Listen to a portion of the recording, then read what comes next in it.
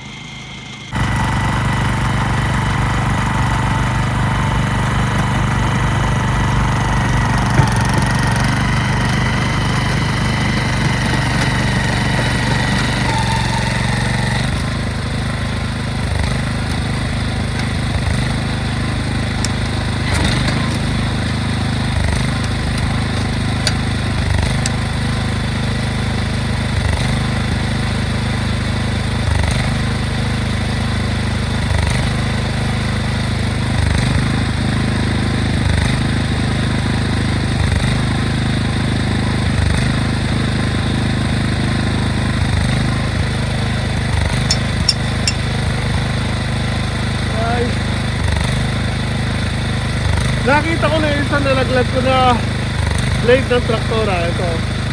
Naipit. Next pair na tayo ulit.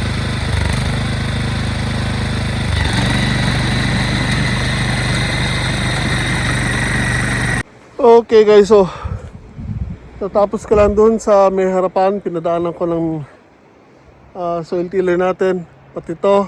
Pero kung makikita nyo, yung part na yun, may damo pa. So hindi ko napadaanan yun doon dahil sobrang lambot ng lupa doon.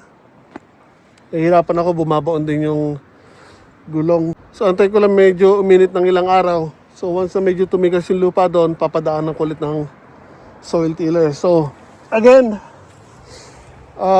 kakata, habang pinapadaanan ko ng soil tiller doon sa part na yun yung lupa, remember, sinabi ko na nalaglagan ako ng isa pang blade ng traktora. Ito guys, napulot ko. So, ito okay pa yan. Makapal pa, magagamit pa natin ulit yan. So, pansamantala itatabi lang muna natin. Dahil napalitan na natin ng mga bagong blades, yung mga dapat palitan sa traktora. Kaya, hindi muna natin to ikakabit. Ay, so lunch time na. Kaya, tigil na muna ako guys. Uwi na rin ako. Dahil may lakad ako now.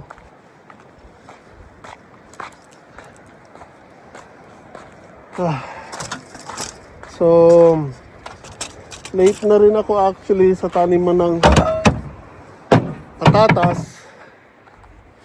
Dahil March 8 na. Bagay, ngayon pala naman karamihan magtatanim. Pero ibig sabihin dapat at least nakapagtanim na sana dapat ako. Dahil March na. Kaya nga lang, hindi pa rin ako nakakapagtanim ng patatas. Although, meron na ako mga pantanim, nakabili na ako, tagal na. Yung oras lang guys, wala akong oras pa. Gahol ako sa oras palagi. Dahil, this past month, sa kahit Sabado, Linggo may pasok ako. So, hindi ko matapos-tapos yung paghahanda ng lupa. And naging problema ko din yung pagde-deliver ng pataba. Late na, inabot ng halos 3 weeks bago na-deliver yung pataba. So, last week mahigit lang nadala. So, napadaan ako ng traktora. Okay na siya pero kailangan ko muna padaan ulit na isang beses pa. Then, gawain yung garden bed. Kailangan ko may tanim na yung patatas. So, for the meanwhile, patatas ang kailangan ko itanim na muna. Then, yung mga seedlings ng sibuyas na 40,000, kailangan may punla ko na. So, hindi ko na rin siguro maihahabol yung sa taniman nga. Hindi ko lang sigurado. Pero again, dito na ako magpupula dahil laging basa yung lupa dito. Kaya nga lang, hindi ko pa siya mailagay as of now dahil masyado pa ring malamig. Ito actually, yan, umuulan ng snow doon sa may taas sa upper part ng bundok. Kanina may mga nagagawing snow dito. So, siguro mga next week, hopefully. Dahil may punla, hopefully next week, may punla ko na yung mga seedlings natin ng sibuyas. Dahil nga again, late na rin ako.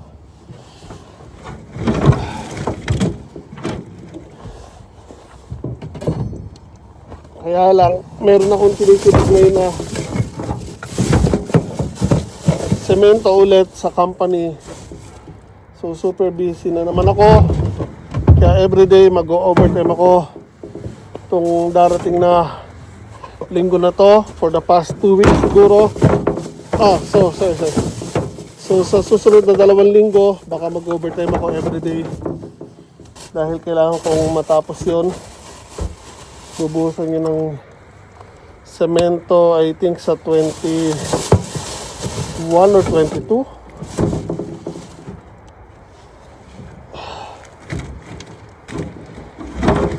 So, kailangan ko ng unti-unti yun.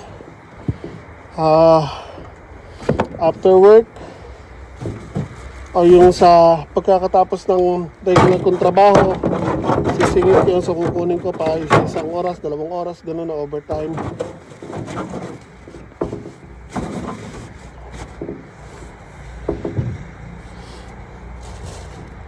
Kaya hindi ko actually sure again kung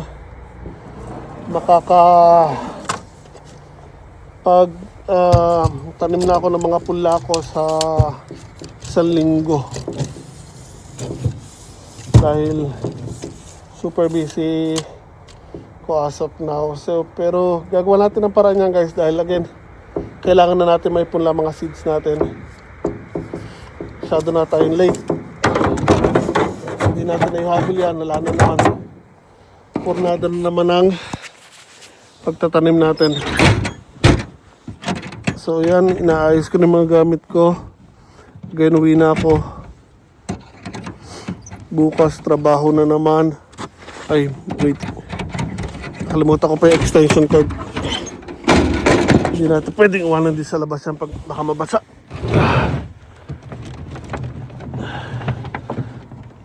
Okay.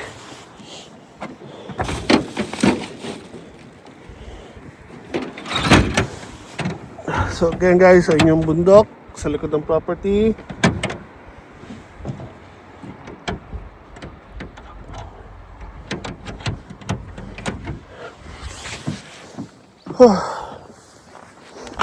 So uwi na tayo guys.